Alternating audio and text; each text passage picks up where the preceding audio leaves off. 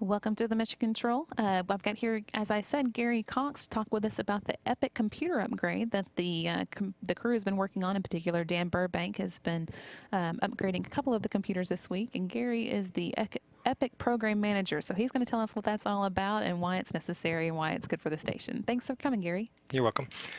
Okay, so Epic, what does that stand for, first of all? EPIC stands for Enhanced Processor Integrated Communications. Basically, it's a circuit board upgrade to the existing space station computers to help improve their performance and their memory margins and their CPU performance margins.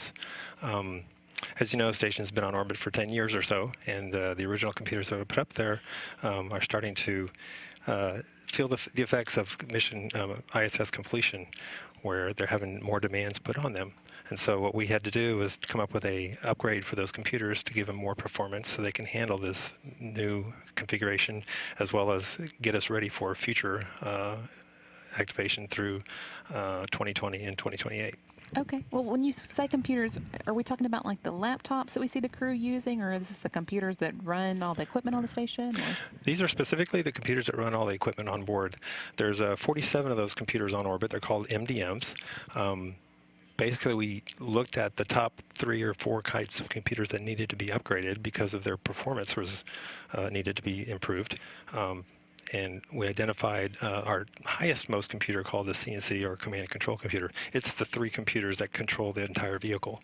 Okay. So what we had to do is upgrade that computer along with a guidance navigation computer and, of course, payloads. We have a lot of science experiments that we've been adding over the years, and we wanted to make sure we had capacity to handle additional science. Okay, so it's all about the science, which is not unusual for a space station, right? Yes, that's right. We wanted to make sure we had no limitations getting through the next 10 to 15 years of operations. So we wanted to upgrade those computers to ensure we had proper capability for that. Yeah, and I guess, 10 years is a long time for us to on the ground to go without getting a new computer or at the very least an upgrade. So it Right. must have been about time. Yes, these computers, again, have been operating for nearly 10 years, some of them a little bit more than 10 years, and have flawless operations, no problems. But one of the challenges we had to have, what we had to overcome, was coming up with an upgrade that didn't change the infrastructure, because we have a tremendous infrastructure built already with the software development and the testing that we have on the ground and the infrastructure within the station itself. So we had to be very careful when we upgraded these computers that we didn't upset that infrastructure. Okay, that sounds complicated. Yeah, it was quite a challenge, but it was as you saw, back in just after Christmas when we started the initial upgrades, everything went very smoothly, and we're Right. now operating off the new computers. Okay, great, great. Well, and I guess you've probably been working on this program for a long time, even before it launched, right? Yes, we've been working on it for about 4 years Wow. to make sure we had everything in place. We had a lot of testing on the ground, a lot of great support from mission control folks here, as well as the crew. The crew were involved heavily in installing these computer upgrades. Did you know how long ahead of time did you know that it was going to be this particular crew that was doing the work? We knew about 8 months ago or so that Okay, it was going to be Don Pettit and Dan Burbank. So they had some time to practice on the ground before they went. Yes, Okay. definitely. And how difficult is it to actually perform this change out in space?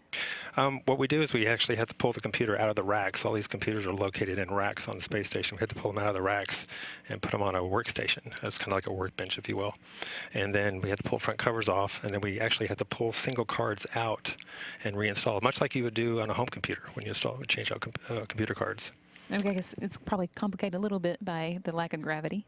The fact that you don't have gravity, and you got to make sure you're secure and doing the change out. And yes, it definitely makes it a little more complicated. But so far they've been going well, huh? Everything went smoothly. We've got 7 computers that have been transitioned now, and everything's working just fine. And you said there were how many in all? There's 47 total computers. We only had to change out 7. We're looking to do a couple more in a couple of years that need to be addressed. Okay, so is there any work left for Dan to do, or is he completely done then? For this transition, he's done. Okay, he did a great job. congratulations. Yes, thank you. That must feel really good to get that behind you. Oh yes, it was a major project. A lot of folks, a good team effort. A lot of people were involved, including the crew, the astronauts, folks here at MOD, as well as engineering and the development side of the world. So yeah, it was a big project. So is there work left for you to do on the ground, or is you move on to something different now? We're actually looking, I mentioned the 2 more computers we have to upgrade. That's going to be a challenge because those are outside computers. So Oh, okay.